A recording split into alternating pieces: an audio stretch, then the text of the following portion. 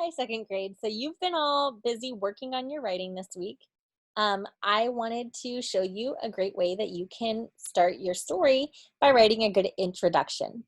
A good introduction sentence is going to really hook the reader. It's going to make them want to read more of your story. So it's very important that your first sentence is strong and makes the readers feel like they want to keep reading. So I have 5 ways that you can start a story. There are other ways to start as well, but these are 5 that I wanted to show you. The first way is a question. A, with a question, you ask the reader something that relates to the topic of your paper. So for example, if you're writing about a time that you traveled outside the country, you might start your story like this. Have you ever been out of the country? I have. Over spring break, my family went to Mexico. We did so many fun things while we were there, but my favorite was swimming with the dolphins. So in this story, you started with a question. The question had to do with your topic, and it made the reader want to read more about what you had to say. You could also start with a quote. A quote is something that someone says. This could be a quote from a famous person, or it could be just a quote from someone who's in your story. So for example, this was the best vacation ever, my brother said. I couldn't disagree anymore. Our trip to Louisiana was a disaster.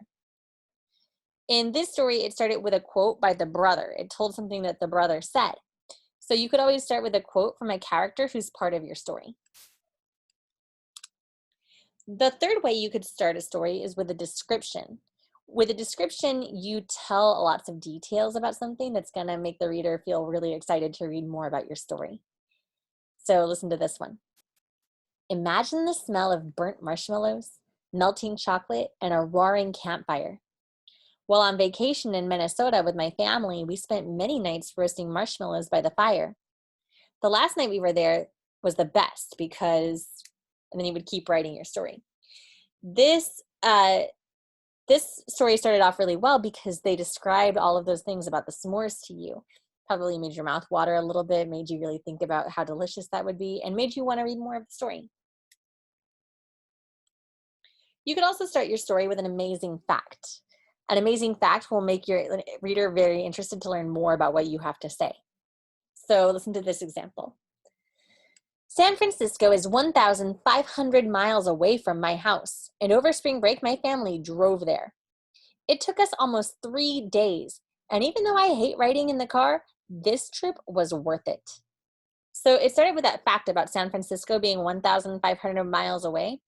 That makes you want to read more because you want to learn more about this topic. And the last one I'm going to show you today is an opinion. An opinion is where you tell what you personally think and you use it to catch the reader's attention. It helps if you use kind of a strong opinion because sometimes that makes it more fun to read. So listen to this example. This example, the author used a very extreme opinion to make it kind of funny to read. Parents shouldn't be allowed to torture their kids by keeping them at home over spring break. However, that is exactly what mine did. Even though I was stuck at home, I was able to have a little fun. On Friday, and then you would keep going. It was kind of funny because they said that parents shouldn't be allowed to torture their kids by keeping them at home. And that's just an opinion that this person had. So I have some examples for you here. Try to figure out which hook they use. So which kind of introduction sentence. Whoa, what happened to you? My classmates shouted as I walked into class after spring break.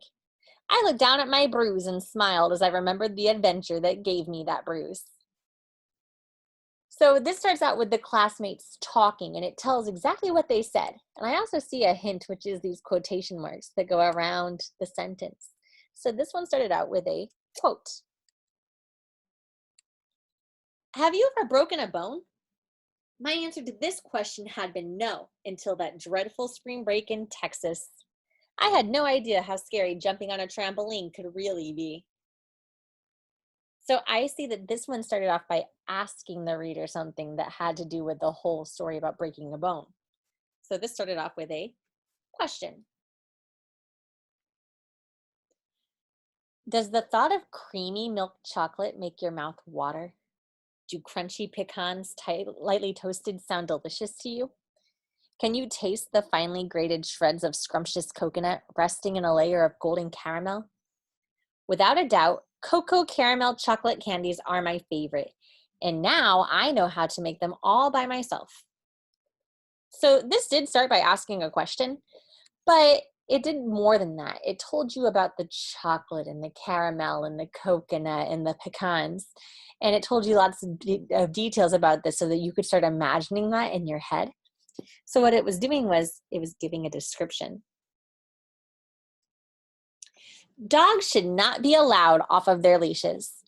If dogs were always on a leash or in a fenced-in yard, I wouldn't have spent my spring break lying in bed with a cast on my foot. So this one started off by telling you what the reader thinks, that dogs should not be allowed off of their leashes. This is telling you an opinion. And here's the last one. The Iditarod is over 1,049 miles long, and most mushers complete the race in 10 to 14 days.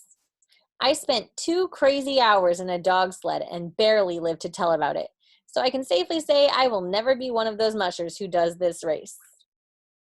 So this started off by telling you some really interesting things about the Iditarod. It told you that it's over 1,049 miles long and that it takes mushers 10 to 14 days to complete it. So this was giving you an amazing fact. So now you've learned 5 possible hooks that you can use in your writing. I want you to try to put them to use this week. So try in your writing this week to write a really interesting introduction sentence that's going to make me or your teacher, whoever's reading your story, want to read more of it. Good luck, second grade.